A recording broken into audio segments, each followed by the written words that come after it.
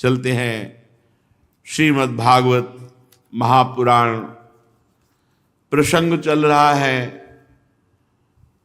प्रचेताओं के, 10 प्रचेताओं के एक महान पुत्र श्री दक्ष प्रजापति। ये वही दक्ष प्रजापति हैं जिनका अपराध बन गया था भगवान शंकर से, जिसके कारण बकरे का शर लगाया गया था। शरीर पूरा होने के बाद ये यहाँ प्रचेताओं के यहाँ मारिशा के गर्भ से श्री दक्ष जी का प्रादुर्भाव हुआ।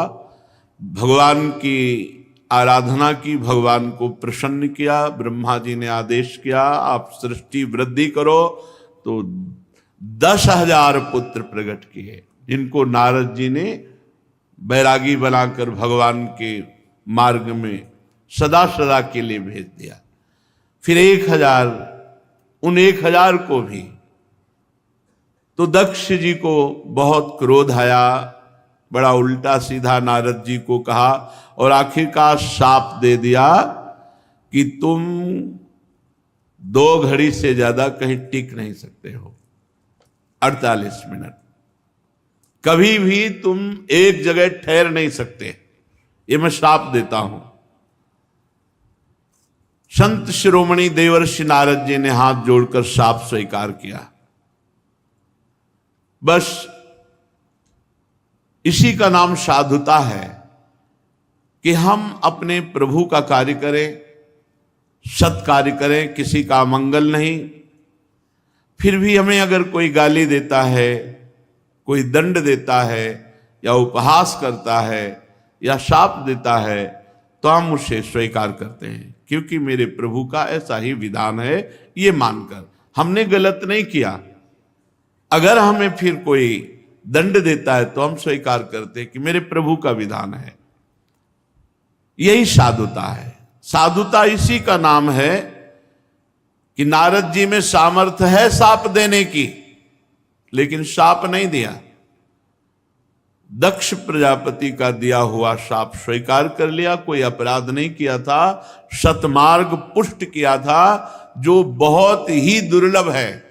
जीव को संसार के मार्ग में सब फंसाने वाले मिल सकते हैं, लेकिन आवागमन से मुक्त करने वाला तो कोई भगवान का महाभागवत प्रेमी जन ही होता है। जो बड़ी दुर्लभ कृपा है वो नारद जी ने की। उसके परिणाम में उनको शाप मिला, लेकिन उनको गुस्सा नहीं आया, बदले में कोई शाप नहीं दिया, भगवान का मंगलमय विधान मानकर वहां से चले गए। दक्ष प्रजापति ने अपनी पत्नी असिकनी के गर्भ से 60 कन्याएं प्रकट की। वो दक्ष प्रजापति से बहुत प्रेम करती थी। दक्ष प्रजापति ने उनमें से 10 कन्याएं धर्म को ब्याही, 13 कन्याएं कश्यप ऋषि को, 27 कन्याएं चंद्रमा को, 2 भूतों को, 2 अंगिरा ऋषि को, 2 कृशाश्व को और शेष तारक्ष नामधारी कश्यप जी को ही ब्याह दी। परीक्षित, इन्हीं 60 कन्याओं से पूरा विश्व भरा पड़ा है। इन्हीं से सब विस्तार हुआ। इन्हीं की वंश परंपरा से तीनों लोक भरे पड़े हैं, दक्ष की 60 कन्याओं से। धर्म की जो 10 पत्नियां बनी, वो भानु, लंबा, कुकुभू, जामी, विश्वा, साध्या, मरुत्वती, वसु, मुहूर्ता, संकल्पा, ये धर्म की 10 पत्नियां। इनके पुत्रों के नाम सुनो।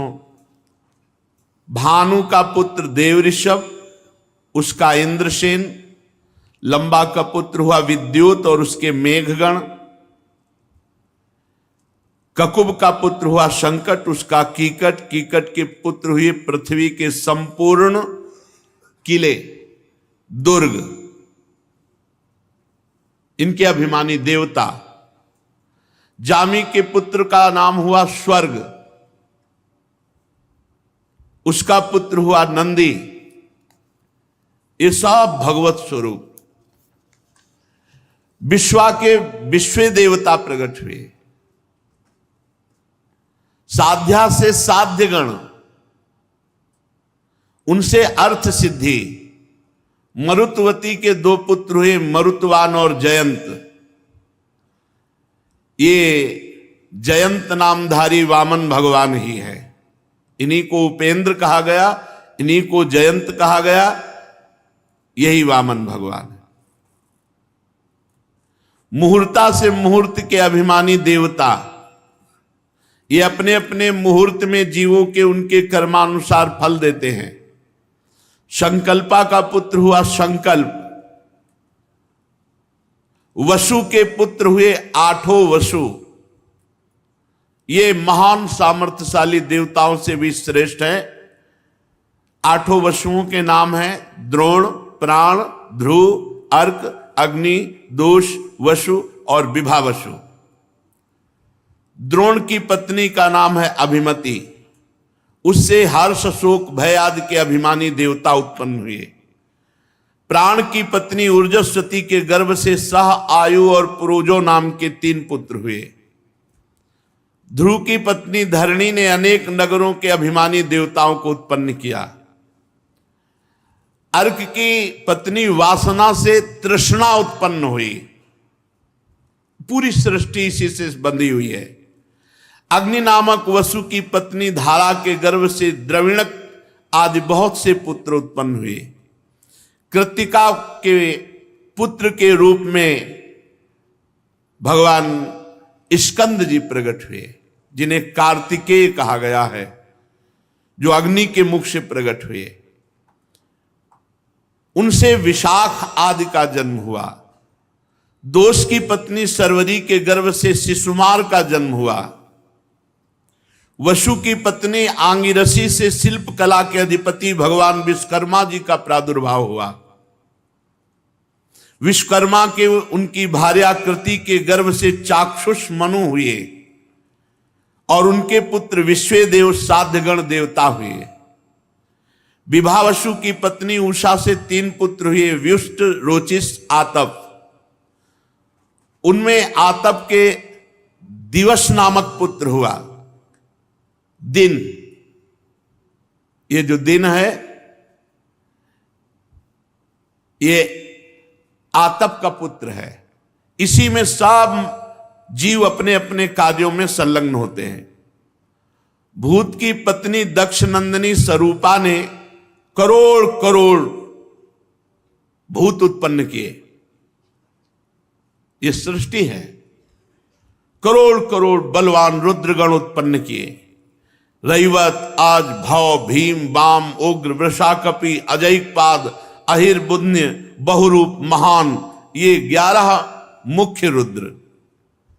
भूत की दूसरी पत्नी भूता से भयंकर विनायक भूत प्रेत, इनका जन्म हुआ। ये सब 11वें रुद्र महान के पार्षद बने।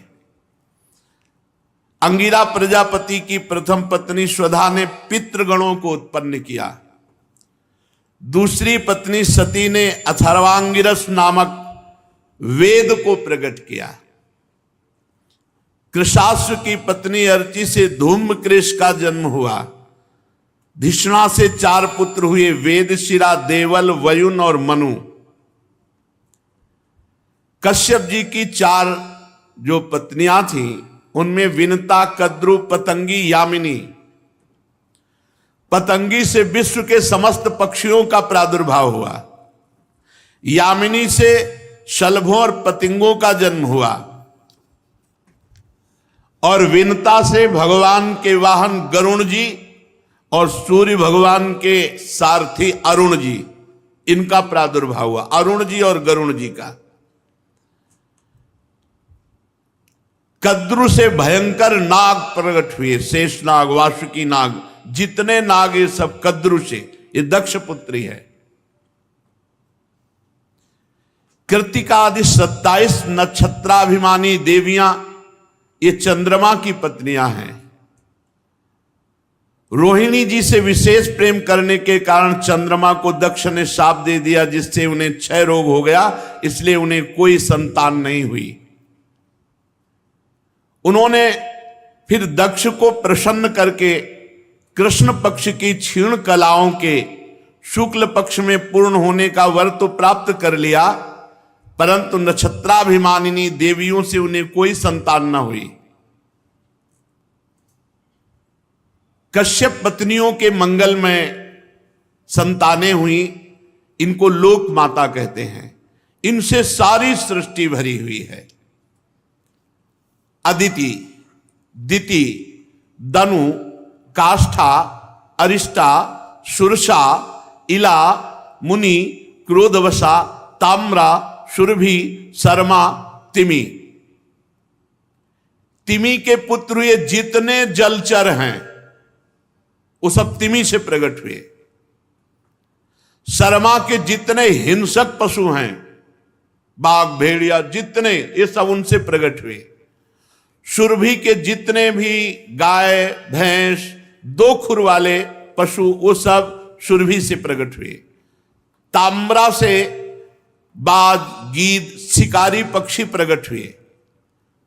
मुनि नाम की पत्नी से जितनी अप्सराएं हैं लोक लोकांतर में, वो सब प्रकट हुई। क्रोधवसा से भयंकर विषधारी सांप, बिच्छू और जितने विषैले जंतु हैं वो सब प्रकट हुए। इला से सब वृक्ष और लताएं प्रकट हुई। जितनी वनस्पतियां हैं, वृक्ष हैं, लताएं हैं, वो सब इला से प्रकट हुई। और सुरसा से सब राक्षस प्रकट हुए। सुरसा यातुधान। अरिष्टा से सब गंधर्वों का प्रादुर्भाव हुआ। काष्ठा से एक खुर वाले जैसे घोड़े आदि। दनु से 61 पुत्र हुए। उनमें प्रधान महान बलवान दैत्य द्विमूर्धा, संबर, अरिष्ट, हयग्रीव, विभावसु, अयोमुख, शंकुशिरा, स्वरभान, कपिल, अरुण, पुलोमा, बृहस्पर्वा, एक चक्र, अनुतापन, धूमकेश, विरूपाक्ष, विप्रचित्ति, दुर्जय, ये बड़े बड़े 61 दानों, दनु से दानों, दैत्य प्रकट हुए। स्वरभानु की कन्या सुप्रभा से नमुच ने वृषपर्वा की पुत्री शर्मिष्ठा से महाबली नहुष नंदन ययाति ने विवाह किया। इसका प्रसंग आगे बताएंगे। दनु के पुत्र वैश्वानर की 4 सुंदरी कन्याएं थी। उपदानवी, हैसिरा, पुलोमा, कालिका। इनमें से उपदानवी के साथ हिरण्याक्ष का, हैसिरा के साथ क्रतु का विवाह हुआ। ब्रह्मा जी की आज्ञा से प्रजापति भगवान कश्यप ने वैश्वानर की शेष 2 पुत्रियां पुलोमा और कालिका के साथ विवाह किया। उनसे 60,000 दानव प्रकट हुए, पौलोम और कालिके नाम के। पूरी सृष्टि भरी है दक्ष की 60 कन्याओं से। यज्ञ कर्म में विघ्न डालने वाले 60,000 रणवीर दानव प्रकट किए। इनको अर्जुन जी ने भगवान की शक्ति से संपन्न होकर इंद्र को प्रसन्न करने के लिए इनको मार डाला था। ये उस समय की बात है जब दिव्यास्त्र लेने के लिए अर्जुन स्वर्ग गए हुए थे। विप्रचित्ति पत्नी सिंहिका के गर्भ से 101 पुत्र हुए। उनमें सबसे बड़ा राहु, जिसकी गणना ग्रहों में की जाती है। शेष 100 पुत्रों का नाम केतु। राहु और केतु ये 101 पुत्र हैं विप्रचित्ति के। अदिति ये बहुत साध्वी, निरंतर भगवान के भजन में डूबी हुई, तो इन्हीं से भगवान ने वामन अवतार धारण किया। और इन्हीं अदिति के जितने देवता हैं सब इन्हीं से प्रकट हुई। विवस्वान भगवान सूर्य, अर्यमा, पूषा, त्वष्टा, सविता, भग, धाता, विधाता, वरुण, मित्र, इंद्र और त्रिविक्रम भगवान वामन, ये सब अदिति के पुत्र है, हर समय भगवान का चिंतन करती, तो ये देवताओं की सृष्टि हुई। विवस्वान की पत्नी महाभागवती संज्ञा के गर्भ से श्राद्ध देवों का प्रादुर्भाव हुआ। मनु एवं यम यमी का जोड़ा पैदा हुआ। संज्ञा ने जो घोड़ी के रूप में थी, भगवान सूर्य के द्वारा भूलोक में अश्वनी कुमारों को जन्म दिया। ये देवताओं के वैद्य हैं। विवस्वान की दूसरी पत्नी छाया, उनसे महाबली शनिश्चर का प्रादुर्भाव हुआ। शनि सावरणी मनु नाम के दो पुत्र, तप्ती नाम की कन्या। तप्ती ने शंबरण को पति रूप में प्राप्त किया। अरिमा की पत्नी मातृका थी, उनके गर्भ से चर्षणी नामक पुत्र हुए। मनुष्य जाति में जो 4 वर्णों की स्थापना की गई है, ये यहीं से हुई है। अरिमा की पत्नी मातृका, उनके गर्भ से चर्षणी, और उसी चर्षणी से ये 4 वर्ण की भगवान ने ये जाति पक्ष की वहीं से रचना हुई है। पूषा के कोई संतान नहीं थी। प्राचीन काल में जब भगवान शिव जी दक्ष पर क्रोधित हुए थे, तो पूषा दांत दिखाकर हंसने लगे थे, तो वीरभद्र ने एक घूंसे में इनके दांत तोड़ दिए थे। तब से पूषा को पिसा हुआ अन्न ही भोग में हलवा आदि दिया जाता है। दैत्यों की छोटी बहन त्वष्टा की पत्नी बनी, जिनका नाम रचना था। रचना के गर्भ से 2 पुत्र हुए, सन्निवेश और पराक्रमी विश्वरूप। विश्वरूप यद्यपि बहुत प्रभावशाली थे, देवगुरु बृहस्पति जी ने इंद्र से अपमानित होकर देवताओं का जब परित्याग कर दिया, तो देवताओं ने विश्वरूप को अपना गुरु बनाया, पुरोहित बनाया। राजा परीक्षित जी ने कहा कि भगवान, देवगुरु बृहस्पति का अपमान देवराज इंद्र, ये देवता लोग ऐसा कैसे कर सकते हैं? भला गुरुदेव का अपमान कौन करता है? गुरुदेव का अपराध कौन करता है? और गुरुदेव का अपराध करके सुरक्षित कौन बच सकता है? आप कृपा करके मुझे बतलाइए। श्री सुखदेव जी ने कहा, राजन, इस माया का ऐसा प्रभाव है कि जब ये किसी को प्राप्त होती तो घमंड आ जाता है, और घमंड आ जाता है तो फिर घमंड में नहीं दिखाई देता कि हम बर्ताव कैसा कर रहे हैं। एक बार भगवान शंकर भगवान श्री हरि के प्रेम में तांडव कर रहे थे कैलाश में, तो बाणासुर इस सेवा में था, तो ताली, तांडव के साथ ताली ऐसे बहुत प्रसन्न है, और कहा, जाओ तुम्हारे सहस्त्र भुजाएं हो जाएं। तो 1000 भुजाएं हो गई। अब इतना बलवान हो, 1000 भुजाएं, वो पर्वत में मारता चकनाचूर हो जाता, कोई लड़े ही ना, उसके सामने टिके ही ना, घमंड आ गया। भगवान शंकर के पास गए, बोले, जगत गुरु आओ हमसे युद्ध करो। भगवान शंकर ने हंस दिया, अरे अभिमानी, कहीं गुरु से ऐसा कहा जाता? जाओ, हमारे समान बलवान से तुम्हारा युद्ध होगा और तुम्हारी भुजाओं की खुजली जड़ से मिट जाएगी। तो भगवान श्री कृष्णचंद्र जी ने सुदर्शन से काटी भुजाएं। ऐसे ही जब इंद्र त्रिलोकी का ऐश्वर्य पाए तो बड़े घमंड में आ गए। ये को नरस जन्मा जगमाही, प्रभुता पाहि जाहि मद नाही।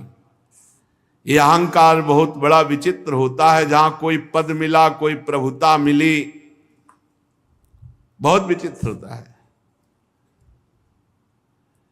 इस घमंड के कारण उनको साधारण सदाचार का भी ज्ञान नहीं रहा। एक दिन की बात है कि अपनी पत्नी सची के साथ सिंहासन में बैठे हुए थे देवराज इंद्र, और नाच गाना हो रहा था। अप्सराएं नृत्य कर रही थी, गंधर्व गान कर रहे थे, बड़े बड़े लोकपाल, वायु देवता, अग्नि देवता, ये सब नीचे बैठे हुए थे। 49 मरुदगण, 8 वसु, 11 रुद्र, आदित्य, रिभुगण, विश्वे देव, साध्यगण, अश्वनी कुमार, सब हाथ जोड़े। सिद्ध, चारण, गंधर्व, ब्रह्मवादी, मुनिगण, विद्याधर, अप्सराएं, किन्नर, पक्षी, नाग, सब हाथ जोड़े स्तुति। देवराज इंद्र की कीर्ति का गान हो रहा है, अप्सराएं नृत्य कर रही। देवराज इंद्र के ऊपर चंद्रमंडल के समान श्वेत छत्र, चवर पंखे। अब महाराज देवराज इंद्र आराम से सची के साथ बैठे, इतने में गुरुदेव आए। और ये शास्त्र मर्यादा है कि जो ही सभा में गुरुदेव पधारे तत्काल सबको आसन छोड़कर खड़े हो जाना चाहिए। बृहस्पति जी ने देखा देवराज इंद्र में कोई हलचल नहीं, सिंहासन पर वैसे बैठे, मुस्कुरा दिए, परम ज्ञानी हैं। अरे इसको तो अभिमान हो गया। बृहस्पति जी आए और खड़े ही नहीं हुए देवराज इंद्र, शूर असुर देवता सब खड़े होकर नमस्कार कर रहे हैं, केवल इंद्र नहीं खड़े। दृष्टि गई, गुरुदेव का अपमान, असत्कार, यहां तक कि हाथ भी नहीं जोड़ा, हिले डुले भी नहीं, वैसे ही बैठे रहे। त्रिकालदर्शी सर्व समर्थ बृहस्पति जी ने देखा कि घमंड, ऐश्वर्य का घमंड, बस तत्काल वहां से सर नीचा किया, वापस सभा से हो गए। ये बहुत बड़ी हानि हो गई, गुरुदेव का अपमान, सर्वनाश। जब बृहस्पति जी चले गए तब देवराज इंद्र को होश आया कि अरे ये तो हमने अपमान कर दिया अपने गुरुदेव का। ये घमंड बहुत बड़ी गलत है। ये अगर आ गया तो इसका काम ही है केवल विनाश करना, पतन करना। अहंकार आ जाए, घमंड आ जाए तो निश्चित पतन हो जाएगा, निश्चित। वो समझ गए कि गुरुदेव की अवहेलना की अब कोई भारी न भारी विपत्ति आ जाएगी, भारी न भारी संकट आ जाएगा। अब वो तो चिल्लाने लगे, सभा में निंदा करने लगे, मैं कितना घमंडी, हाय हाय ये क्या हो गया, मैंने अपने गुरुदेव का अपराध कर दिया, मैं बड़ा मूर्ख हूं, मैं ऐश्वर्य के घमंड में, त्रिभुवनपति के घमंड में अपने परम पूज्य गुरुदेव की अवहेलना कर दी, गुरुदेव का तिरस्कार कर दिया, मैं बड़ा निंदनीय हूं। अपने आप चिल्लाने लगे। भला कौन विवेकी पुरुष होगा कि जो स्वर्ग की राज्य लक्ष्मी पाना चाहेगा। इस राज्य लक्ष्मी ने कैसा अपराध करा दिया, मेरे गुरुदेव का अपमान करा दिया। अब वो बहुत विचलित हो गए देवराज इंद्र। बृहस्पति जी ज्ञान के अथाह समुद्र हैं। देवराज इंद्र खोजने लगे कि गुरुदेव के चरणों में पढ़कर के क्षमा याचना करूं,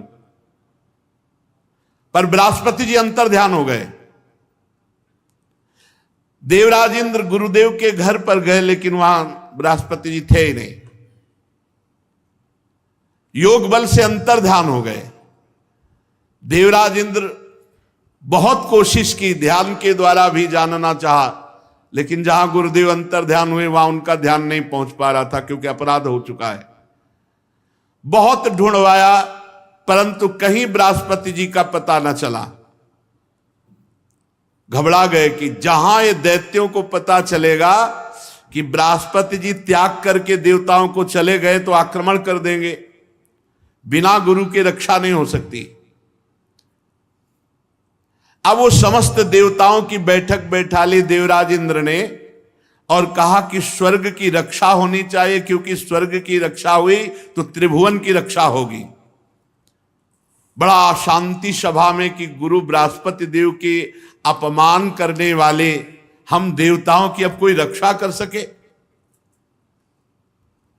इतने में गुप्तचरों द्वारा दैत्यों को पता चल गया कि देवगुरु बृहस्पति और देवराज इंद्र की अनबन हो गई है। देवराज इंद्र ने अपमान कर दिया देवगुरु बृहस्पति का। मदोन्मत्त आताताई असुरों ने अपने गुरुदेव शुक्राचार्य जी को प्रसन्न किया और कहा आदेश दीजिए स्वर्ग पर चढ़ाई करे। और धावा बोल दिया शुक्राचार्य जी का इशारा पाकर। देवताओं पर ऐसे अस्त्रों की वर्षा की, काट काट के फेंक दिया देवताओं को। बहुत बलवान देते, किसी की मस्तक, किसी की जंघा, किसी की बाहु। देवराज इंद्र बचे हुए देवताओं के साथ भागकर ब्रह्मा जी की ब्रह्मलोक पहुंचे। ब्रह्मलोक में शरण ली। स्वयंभू समर्थ ब्रह्मा जी ने देखा देवताओं की बड़ी दुर्दशा हो रही, तो देवताओं से कहा तुम्हें होश नहीं, गुरु कृपा से सब कुछ होता है। गुरु का अपमान कर दिया, आप देख रहे हो भागे भागे घूम रहे हो, फिर भी तुम हमारे पास आए हो, हम उपाय बताएंगे।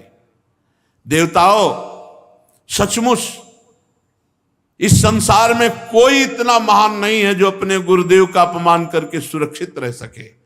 हरि हरि हरि, तुम लोगों ने ऐसा अपराध किया जिसका कोई तोड़ ही नहीं है। गुरु अपराध। ब्रह्म ज्ञानी, वेदज्ञ, संयमी ब्रह्म ऋषि, गुरुदेव पद पर विराजमान, उनका अवहेलना, अपमान तुम्हारा नाश तो कर ही देगा। देवताओं, तुम्हारे इसी अधर्म का फल है कि तुम देवता समुद्रशाली होकर के भी शत्रुओं से नीचा देख रहे हो और भागना पड़ा स्वर्ग से। देवराज देखो, तुम्हारे शत्रु गुरुदेव शुक्राचार्य का जब तिरस्कार किए थे तब वो निर्बल और निस्तेज हो गए थे। अब उन्होंने अपने गुरुदेव को रिझा लिया है। अब उनके सामने तुम टिक नहीं सकते, क्योंकि शुक्राचार्य जी की कृपा है दैत्यों पर।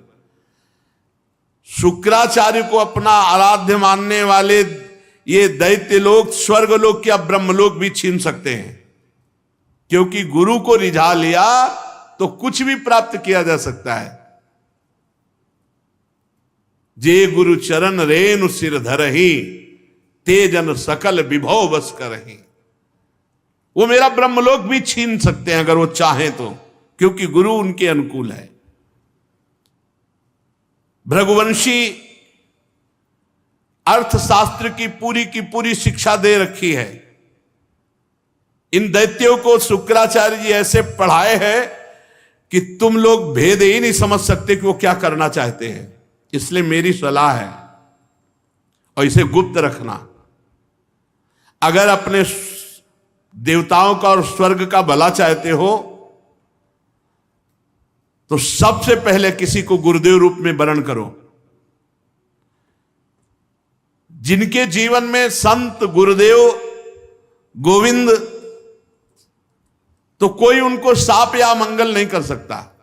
जिसके जीवन में कोई संत है, कोई गुरुदेव है, गोविंद है, उसका मंगल नहीं हो सकता। इसलिए तुम जल्दी से किसी को गुरु रूप में वरण करो। देवताओं ने कहा भगवान, देवताओं का गुरु आप ही बता दो। तो कहा तद विश्वरूपम भजतासु विप्रम तपस्विनम त्वाष्टमथात्मवंतम सभाजितोर्थान सविधास्यते वो यदि क्षमिध्व मुतास्य कर्म। तुम्हारे गुरु पद पर त्वष्टा के पुत्र विश्वरूप जी हैं, जाओ उनकी सेवा करो, उनको प्रसन्न करो। वे ब्रह्म ऋषि हैं, तपस्वी हैं, संयमी हैं, शास्त्र ज्ञानी हैं, पर वो असुरों के भांजे हैं, तो उनका अंदर का प्रेम मामा पक्ष में भी रहेगा, मतलब असुरों के प्रति भी। अगर तुम उस प्रेम को क्षमा कर सकोगे तो तुम्हारा काम बनाने में समर्थ है विश्वरूप जी। जब ब्रह्मा जी ने इस प्रकार कहा तब देवताओं की चिंता कम हुई और वे त्वष्टा के पुत्र विश्वरूप के पास गए, नमस्कार किया, कोई हृदय से लगाया, बड़ा प्रेम दिखाया। देवताओं ने कहा कि विश्वरूप जी तुम्हारा कल्याण हो, हम तुम्हारे आश्रम में अतिथि के रूप में आए हैं, अतिथि की सेवा करनी ही चाहिए। अभ्यागत कहते हैं जो परिचय वाला आता है, कोई रिश्तेदार, कोई नातेदार, जिसकी वही कल आ रहे हैं, परसों आ रहे हैं, परिचय है, वो अभ्यागत है। अतिथि जो अपरिचित है, बिना निमंत्रण के, बिना तिथि के उपस्थित हो जाए, वही अतिथि। वो भगवान का स्वरूप होता है, उसकी सेवा करनी चाहिए। तो कहा हम तुम्हारे अतिथि हैं, मतलब हमारी बात मत काटना। हम एक प्रकार से तुम्हारे पितर भी, पूर्वज भी हैं, इसलिए तुम हमारी अभिलाषा को पूर्ण करो।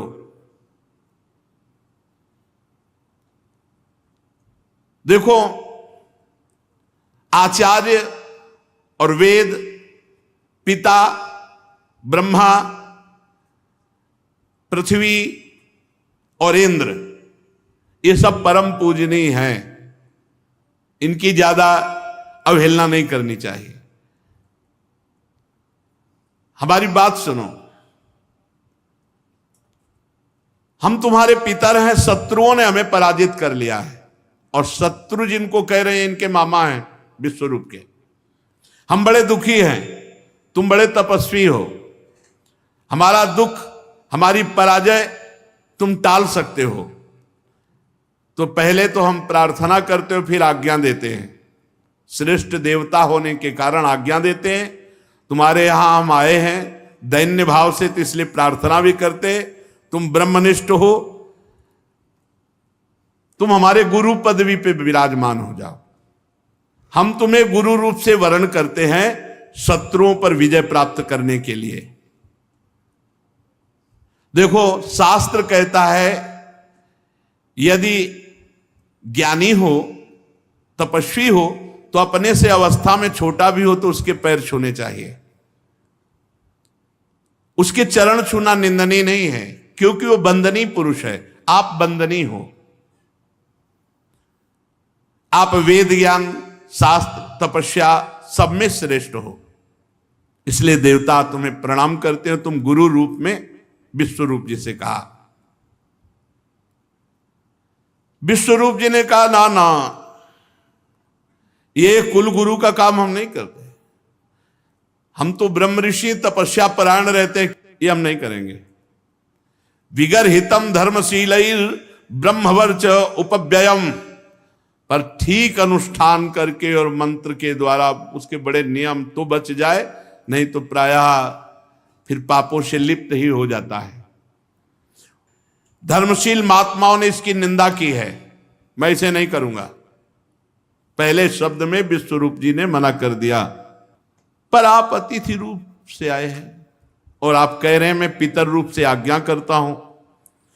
देवराज इंद्र और लोकेश्वर देवताओं, तुम प्रार्थना भी कर रहे हो और आज्ञा भी कर रहे हो। इस स्थिति में मैं ना भी नहीं कर सकता। आपकी आज्ञा पालन करना, आपकी प्रार्थना स्वीकार करना, दोनों रूपों में। लेकिन आप समझ रहे हैं, मैं केवल प्रार्थना स्वीकार कर रहा हूं। अकिंचनानाम ही धनम शिलोंचनम तेनेह निर्वर्तित साधु सत्क्रिया कथम विगर्हम न करोम्यधीश्वरा पौरोध संहृष्यति येन दुर्मति। हमारे पास जो तपस्या उसका कारण है, हम अकिंचन हैं, कभी किसी से हाथ फैला के नहीं लेते। खेती कट जाने पर, अनाज की हाट उठ जाने पर जो दाने होते हैं उनको चुन करके हम अपना देव कार्य संपन्न करते हैं। इसीलिए हम तपस्या के धनी, हमको किसी से कोई लेने देने की तात्पर्य नहीं। फिर भी आप हमारे यहां आए हो तो मैं आपको खाली भी नहीं जाने दूंगा। मैं वचन देता हूं कि मैं तन मन प्राणों को अर्पित करके तुम्हारे कार्य को पूर्ण करूंगा।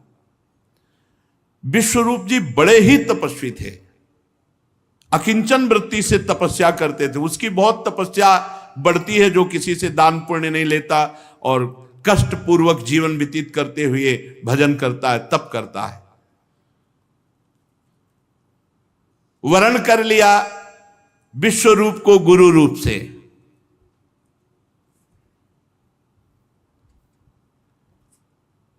शुक्राचार्य जी ने अपने नीति बल से असुरों को बहुत परिपक्व और सुरक्षित कर दिया था। फिर विश्वरूप जी तो अकिंचन महापुरुष थे, इन्होंने वैष्णवी विद्या का प्रयोग किया और संपूर्ण असुरों को परास्त करा करके देवराज इंद्र को पुनः स्थापित किया। ये गुरु बल, वैष्णवी विद्या से सुरक्षित देवराज इंद्र को कर दिया। असुर सेना पराजित हुई। उदार बुद्धि विश्वरूप ने इस वैष्णवी विद्या का प्रयोग करके संपूर्ण देवताओं को पुनः स्वस्थ और सुरक्षित कर दिया। ये 32 सेवा अपराध हैं, इनसे बचना चाहिए। पहला है सवारी पे चढ़ करके भगवान के दर्शन करने जाना। अगर आप जा भी रहे हैं तो कम से कम 100 कदम पैदल चलें, इतनी दूर वाहन खड़ा कर दो और नंगे पैर वहां से जाओ। खड़ाऊं या पादुका पहनकर भगवान के मंदिर में दर्शन के लिए जाना यह अपराध है। हमें तो यही प्रार्थना करनी है कि सीढ़ियों के नीचे तो उतार दो जूता चप्पल। कुछ लोग तो ऐसे हैं कि टोके ना तो जूता चप्पल पहन के ही दर्शन कर ले। इतने सुकुमार तत्व हैं। कई ऐसे भगवान के मंदिर में सवारी में चढ़ करके जाना या खड़ाऊं पादुका पहन करके जाना, ये निषेध है, ये अपराध है। दूसरा, रथ यात्रा, जन्माष्टमी, राधाष्टमी, रामनवमी अगर आप नहीं कर सकते, आप में सामर्थ्य नहीं, तो जहां उत्सव हो रहा हो वहां सम्मिलित हो जाना चाहिए। ये भागवतिक महान उत्सव हैं भगवान के प्रादुर्भाव के, उनमें सम्मिलित हो जाना चाहिए। अगर ऐसा नहीं तो ये भी अपराध के अंतर्गत आता है। तीसरा, भगवान के श्री विग्रह के दर्शन हुए पर आपने प्रणाम नहीं किया। जैसे ऐसे जहां हो इतना जरूर करो, चाहे जिस भगवान के हो, इसमें अनन्यता नहीं है। जैसे परिक्रमा लगाते थे, हनुमान जी की आरती हो रही, जय राधा वल्लभ लाल की, 1 मिनट रुके, उनकी आरती हो रही, महाभागवत हैं, सब संतों को प्रणाम करते हो, हनुमान जी को प्रणाम नहीं करोगे? हनुमान जी महाभागवत, उनको प्रणाम करने में तुम्हारी निष्ठा बदल जाएगी क्या?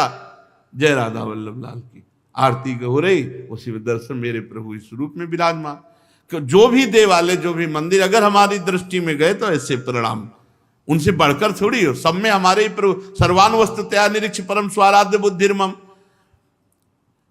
प्रभु के श्री मूर्ति के दर्शन करके प्रणाम न करना या जूठे मुंह अपवित्र अवस्था में प्रभु के दर्शन करने जाना। पवित्रता अगर नहीं रहेगी ना तो बुद्धि भ्रष्ट होती रहेगी, पक्का समझ लो। पवित्रता की बहुत जरूरत है। आजकल प्राय पवित्रता का ज्ञान नहीं रखते हैं। अशुचि अवस्था में दर्शन करना। अगला, एक हाथ से प्रणाम करना भगवान को। जैसे श्री विग्रह भगवान का है तो एक हाथ से ऐसे नहीं प्रणाम किया जाता। संत को, गुरुदेव को, भगवान को ऐसे। एक आए थे एकांतिक में, तो हम कहा भैया इसका मतलब क्या है? तो हम कहा ये तो नेता मित्र दोस्त ऐसी जगह होता है। कहा भगवान और संतों गुरुजनों के सामने तो ऐसे, हमको तो ऐसे ही ठीक है। ये राजकीय विभाग में चलता है, भगवत विभाग में ऐसे चलता है। कर जोड़ करके भगवान को, गुरुदेव को, संतों को ऐसे हाथ जोड़कर, एक हाथ से भगवान को ऐसे नहीं किया जाता, प्रभु को ऐसे नहीं किया जाता। प्रभु के श्री विग्रह के सामने एक हाथ से प्रणाम करना या गुरु जी को। इतने सत्संग नहीं ना, तो प्राय आजकल के बच्चे प्रियता में दाहिने हाथ में मोबाइल होता है और बाएं हाथ से ऐसे करते हैं। रोज हमें होता है, हमें रोज होता है। और बाएं हाथ से जानते हो किसको किया जाता है? शत्रु को। जब किसी राजा के यहाँ संधि कराने या गुप्तचर या दूत ऐसे, तो अब उस राजा को तो करना ही पड़ेगा, तो बाएं हाथ से करता था। तो वो समझ जाते थे शत्रु पक्ष का है। और वो वीर इतना कि गर्दन उतरा सकता है लेकिन दाहिने हाथ से सलूट नहीं कर सकता, क्योंकि शत्रु पक्ष का है तो बाएं हाथ से ही करेगा। एक हाथ से प्रणाम करना या बाएं हाथ से प्रणाम कर। अब सत्संग नहीं तो बेचारे नहीं जानते हो, राधा राधा नहीं बोलेंगे। राधा राधा बोलो, तुम्हारी वाणी पवित्र, तुम्हारा जीवन पवित्र। हमें बहुत सुख मिलता है जब कोई रास्ते में जैसे राधा राधा तो हम खड़े हो जाते हैं। राधा राधा राधा, आपका भी मंगल, हमारे कानों का भी मंगल, और हमारा हृदय गर्व में भरता है, मेरी महारानी जी का नाम लिया जा रहा है। परिक्रमा करते समय प्रभु के श्री विग्रह के सामने आकर के ना रुक करके प्रणाम करना और ऐसे घूमते रहना, यह भी अपराध है। परिक्रमा तो एक परिक्रमा की, सामने आए प्रणाम किया, फिर दूसरी की, फिर सामने आए प्रणाम किया। 4 परिक्रमा अपने प्रभु की होती है, हरिप्रिया जी की 4 परिक्रमा। और प्रभु के श्री विग्रह के सामने पैर पसार करके बैठना। प्राय जिनको सत्संग नहीं मिला वैसा, राधा वल्लभ जी में जैसे वो बारंडा है ना सामने, चौकस ऐसे ऐसे बैठ के पैर ऐसे, अपराध है। प्रभु के सामने पैर लंबे करके या ऐसे पैर घुटनों में बांध करके बैठना। प्रभु के श्री विग्रह के सामने दोनों घुटनों को ऊंचा करके उनको हाथ से लपेट करके प्रभु के श्री विग्रह के सामने ऐसे ऐसे नहीं, या तो हाथ जोड़े खड़े रहो या ऐसे हाथ नीचे कर लो, मतलब एक सौम्य मुद्रा होनी चाहिए। यदि वहां खड़े हो वैसे उचित तो यह कि जितनी देर खड़े रहो हाथ जोड़े खड़े रहो प्रभु के सामने। पर जिनको सत्संग नहीं मिला, जिनको ज्ञान नहीं, तो प्राय ऐसे खड़े होते हैं प्रभु के सामने। प्रभु के सामने, गुरुदेव के सामने, संतों के सामने ऐसे नहीं खड़े हुआ जाता। और प्रभु के सामने बैठ करके सोना यह अपराध है, इसमें पाप लगता है, मलिनता हो। जैसे सत्संग में सोना, प्रभु के सामने बैठे हुए सोना, या स्वाध्याय करते हुए, भगवान के श्री विग्रह के सामने पाना। जैसे चरणामृत मिले तो साइड में होके, प्रसाद मिले तो साइड में होके, ऐसे नहीं वहीं सामने ही, प्रभु के सामने नहीं। भगवान के श्री विग्रह के सामने झूठ बोलना, बात ही मत करो, मंदिर में बात मत करो, गलती हो जाएगी। कुछ भी अगर जरा भी झूठ निकला तो वज्र की लीक हो जाएगा, भोगना पड़ेगा। मौन रहो। जब कोई कहे हमें बात करनी, गेट के बाहर मिलो मंदिर के। अगर थोड़ी चूक भी हो जाएगी तो फिर दर्शन कर लेंगे आके, और इन्हीं के सामने झूठ बोल गए तो फिर क्या होगा। श्री भगवान के सामने जोर से बुलाना किसी को बिल्कुल नहीं। अगर वहां है तो बहुत सावधानी से बात की जाती, धीरे से बात की जाती, वो भी प्रभु संबंधी बात की जाती है। भगवान के श्री विग्रह के सामने आपस में कुशल मंगल पूछ रहा, और कैसे हो, प्रभु सामने वहां पूछ रहे और कैसे हो, अपराध बन रहा है। उनसे पूछो कैसे हो, उनसे बात करो प्रभु से, प्रभु के पास आए सही पूछो। बिल्कुल नहीं, सीधे गए, बस आंख में आंख मिलाई, जितनी देर टिके बस आंख बंद की, फिर आंख में आंख मिलाई, नख सिख लो अंग माधुरी, उसका पान करो, चुपचाप बाहर निकल जाओ। दर्शन की एक पद्धति है, एक टाक एकदम देख रहे हैं, लेकिन देखना बाहरी लोग दर्शन नहीं करते, नहीं इधर उधर, वहां प्रभु में नहीं टिकेंगे, नेत्र प्रभु में नहीं टिकेंगे, वो इधर उधर दौड़ भाग करके निकल जाएंगे। आपस में कुशल मंगल बातचीत ये सब नहीं। और प्रभु के श्री विग्रह के सामने किसी को उपदेश करना, किसी को डांटना, किसी को दंड देना, ये सब अपराध के अंतर्गत आता है। प्रभु के श्री विग्रह के सामने किसी को पीड़ा देना, मारपीट करना, कदापि नहीं, ये बहुत बड़े बड़े अपराधों में। और प्रभु के श्री विग्रह के सामने किसी को आशीर्वाद देना, नहीं, ये भी नहीं। सामने विराजमान है, उन्हीं के आशीर्वाद से सबका आशीर्वाद है। ऐसा नहीं कोई प्रणाम कर रहा है माथे पे हाथ धर, ये सब व्यवहार नहीं। वहां प्रणाम कर, जो प्रणाम करे तुरंत पीठ कर लेनी चाहिए उसकी तरफ, वो प्रणाम उन्हीं को जाए। तो कभी ऐसा प्रणाम न, एकमात्र गुरुदेव। प्रभु के श्री विग्रह के सामने किसी पर अनुग्रह करना यह अपराध है। श्री विग्रह के सामने किसी को साप देना, कठोर वचन बोलना, निष्ठुर वचन बोलना, और प्रभु के श्री विग्रह के सामने कंबल ओढ़ कर जाना, प्रभु के श्री विग्रह के सामने किसी की निंदा करना, प्रभु के श्री विग्रह के सामने किसी की स्तुति प्रणाम बिल्कुल नहीं करना, प्रभु के श्री विग्रह के सामने अश्लील भाषण बोलना, प्रभु के श्री विग्रह के सामने अधो वायु त्यागना।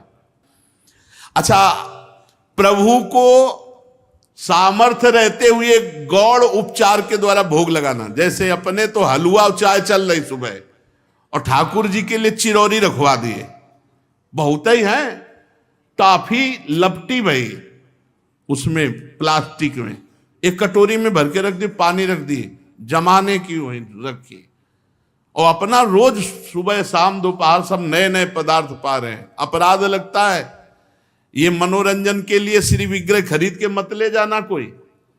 श्री विग्रह जाने का मतलब है पूरे के पूरे प्रभु आए हैं, सुबह से लेके शाम तक उनको खवाओ पियाओ, स्नान श्रृंगार सब ना हो हिम्मत तो छवि खरीद ले, उनके दर्शन करो।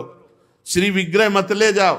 श्री विग्रह ले जाओ, चाहे गोपाल जी का चाहे प्रिया प्रीतम जी का, उनकी सेवा करो ऐसे जैसे अपने बच्चे की जाती है।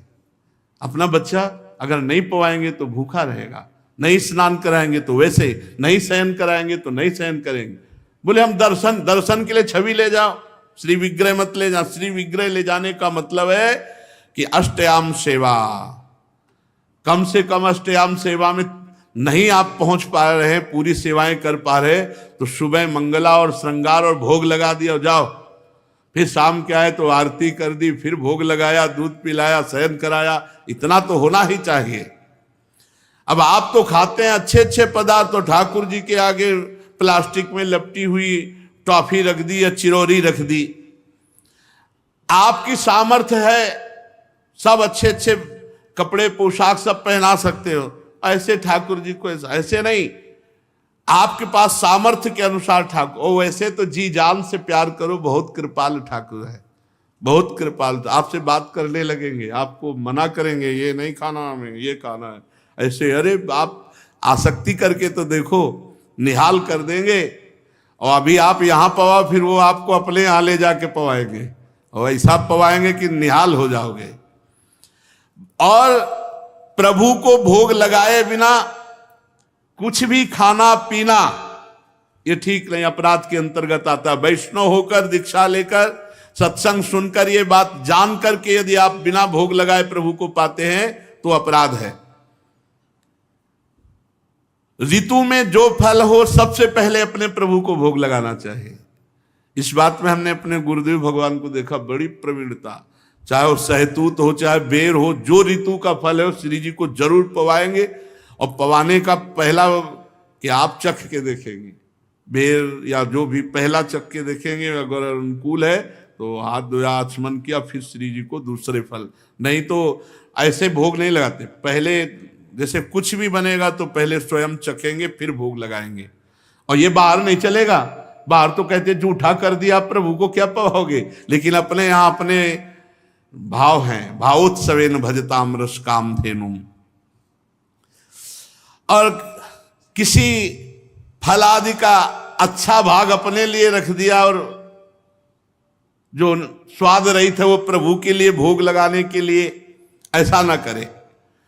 और प्रभु के श्री विग्रह के सामने पीठ देकर खड़े होना या पीठ देकर बैठना, जैसे पीछे प्रभु ऐसे बैठना नहीं, इससे अपराध लगता है। गुरुदेव की अभ्यर्थना ना करना, गुरुदेव से कुशल प्रश्न ना करना, गुरुदेव की स्तुति ना करना, ये अपराध है। अपने मुख से अपनी प्रशंसा करना ये अपराध है। किसी भी देवता की निंदा करना ये अपराध है। इन 32 अपराधों से देवर्षि नारद जी हमारी रक्षा करें और भगवान कच्छप सब प्रकार के नरकों से हमारी रक्षा करे। शेष चर्चा आगे। श्री राधा वल्लभ लाल की।